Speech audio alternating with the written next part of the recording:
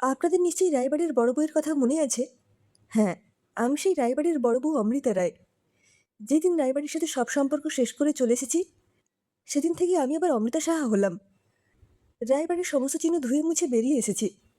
শুরু করেছি একলা পথ চলা। এই লড়াই বড় কঠিন লড়াই। কিন্তু যেটা কঠিন নয়, মনের জোর নিয়ে এগিয়ে চলেছি। একদিন নিশ্চয়ই সফল হব। আপনারা পাশে থাকবেন তো?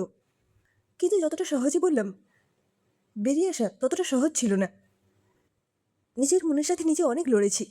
ভেবেছি অনেকবার, যদি মানিয়ে নেওয়া যায়। কিন্তু সবাইকে মানিয়ে নিতে হয়তো পারতাম, যদি দিন শেষে একটা স্নেহশীতল হাতে স্পর্শ পেতাম, একটা ভরসার হাত পেতাম। আমি তো তাও পাইনি। 5 বছরের বিবাহিত জীবন হলেও আমাদের এখনো কোনো সন্তান আসেনি। আমার স্বামী চাইতো না যে এখনই আমাদের সন্তান আসুক, অথচ সবার কাছে আমি দোষী হয়ে যাচ্ছিলাম। সে কিন্তু সব চুপ করে শুনতো, কোনো প্রতিবাদ করতো না। ওরা ভেবেছিল আমি হয়তো এভাবেই সারা জীবন কাটিয়ে দেব।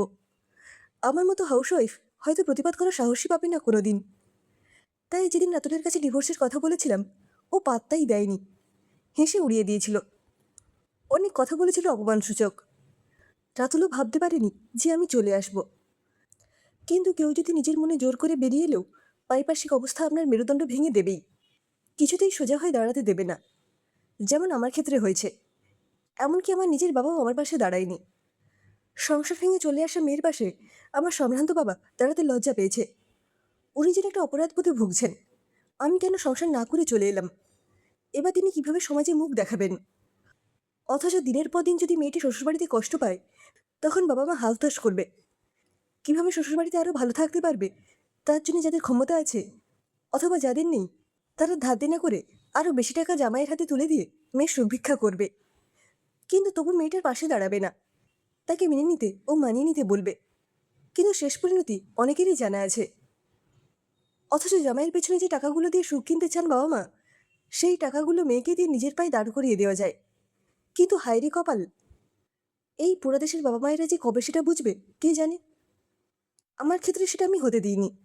আমি অনেক বছর ধরে সংসারকে সুখী করার জন্য শাশুড়ির পায়ে পায়ে ঘুরেছি। যা বলেছেন অক্ষরে অক্ষরে পালন করেছি।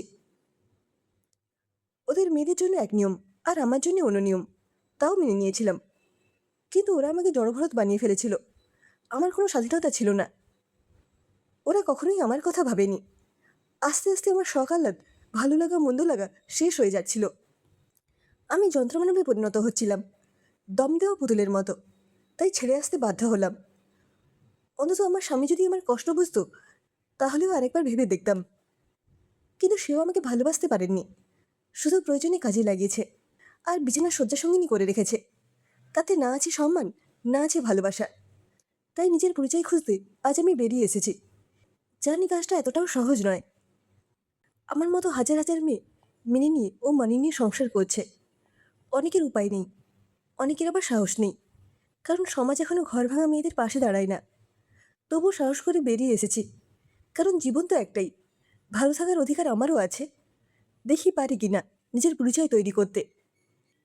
সেদিন রায়বাড়ির বড় বউয়ের পরিচয় ভেঙে যখন বেরিয়ে আসি, তখন বাবাও আমাকে জায়গা দেয়নি। বাবা বলেছিল, সমাজে আমার একটা সম্মান আছে, সবাই আমাকে এক ডাকে চেনে। পাড়ায় অফিসে বন্ধুবান্ধবদের কাছে মুখ দেখাবো কিভাবে? তাদের কি বলবো?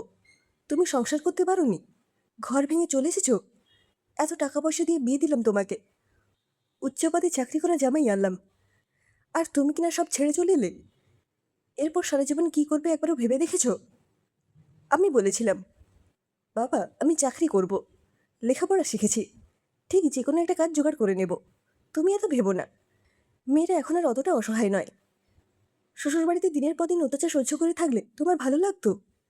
ওরা যদি আমাকে প্রাণে মেরে দিত? এমন ঘটনা যে হয়নি কখনো তা তো নয়।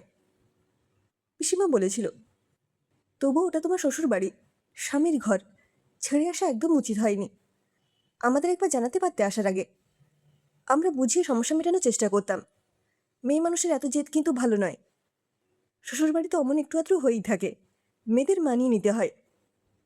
বাবা সেদিন বিদ্রুপের হাসি হেসেছিল, বলেছিল, এত টাকা খরচ করে ভালো চাকরি করা ছেলের সাথে বিয়ে দিলাম, সংসার করতে পারলে না, সব বিসর্জন দিয়ে চলে এলে। এখন আবার বড় বড় কথা বলছো, চাকরি করবে? কে দেবে তোমাকে চাকরি? চাকরি কি হাতের মোয়া? যে বললেই পেয়ে যাবে? আমার মান সম্মান সব বিসর্জন দিয়ে দিল এই মেয়ে। আমি বলেছিলাম, বাবা আমি তো তোমার মেয়ে, শত্রু নয়। এইভাবে কেন বলছো? ওখানে থেকে যদি আমি অসুস্থ হয়ে পড়তাম বা মারা যেতাম, তোমার ভালো লাগতো? খুশি হতে? কোথায় তোমরা আমার পাশে দাঁড়াবে তা না করে আমাকে দোষারোপ করছো। এখন তো দিদিও নেই, আমি তোমার একমাত্র মেয়ে, তবুও মেনে নিতে পারছো না? মেয়েরা অনেক এগিয়ে গেছে বাবা।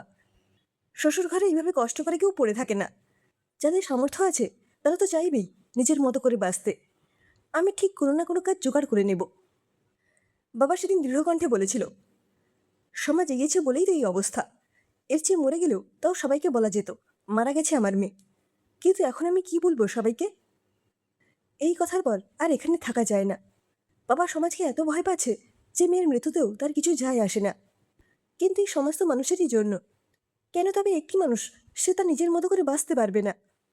রক্তচক্ষু দেখতে হবে সমাজের। কেন? সে মেয়ে বলে? আমি সেদিন কন্যাদায়গ্রস্ত বাবার রাগের কারণ বুঝেছিলাম, কিন্তু মানতে পারিনি। মুখে বললাম, দেখো বাবা, সমাজের কি নিষ্ঠুর পরিহাস। যদিও দিদি আজ বেঁচে নেই, কিন্তু বেঁচে থাকলেও ওর বিয়ে হয়নি বলে এই বাড়িতে থাকতে পারত, কারো কোনো আপত্তি ছিল না। কিন্তু যেহেতু আমার বিয়ে হয়ে গেছে এবং সেই বিয়ে টেকেনি, তাই এই বাড়িতে আমার জায়গা হলো না। আমি তোমার মেয়ে, এটা আমারও বাড়ি। সেই পরিচয় মিথ্যে হয়ে গেল। আসলে কি জানো তো বাবা, মেয়েদের সত্যিকারের কোনো বাড়ি হয় না যতদিন না সে নিজের রোজগারে নিজের বাড়ি তৈরি করতে পারছে। তুমি চিন্তা করো না, নিজের পরিচয় তৈরি করে একদিন ফিরে আসবো তোমার কাছে। নিজের বাড়িও বানাবো একদিন। সেদিন কিন্তু আমাকে মেয়ে বলে অস্বীকার করো না। পিসিও সেদিন নিরুপায় ছিল, তাই আমার পাশে দাঁড়াতে পারেনি। কিন্তু আর এক মুহূর্ত এখানে থাকা চলে না। এই বাড়ি আজ আর আমার বাড়ি নয়, এটা বাবার বাড়ি। আর যেটা ছেড়ে এসেছি ওটা শ্বশুর বাড়ি। তাহলে আমার বাড়ি কোনটি? সত্যি তো, আমার আজ নিজের কোনো বাড়ি নেই। আমাকে আমার নিজের পরিচয় তৈরি করতে হবে। ধীর পায়ে বেরিয়ে এলাম আমার সপরিচয় মুছে দিয়ে। খোলা আকাশে নিচে এসে দাঁড়ালাম। আজ আমি না রায়বাড়ির বড় বউ, না সমীরণবাবুর একমাত্র আদরে মেয়ে। আজ সমাজের কাছে আমার একটাই পরিচয়, আমি কুলোত্যাগী, ঘর ভাঙা এক বেহায়া মেয়ে মানুষ। এই পরিচয় আমাকে সেটে দিয়েছে এই সমাজ। এখান থেকে আমাকে ঘুরে দাঁড়াতেই হবে, খুঁজে আনতে হবে আমার নিজের পরিচয়। আমি অমৃতা, না কারো বউ, না কারো সন্তান। এটা আমার নিজের পরিচয়।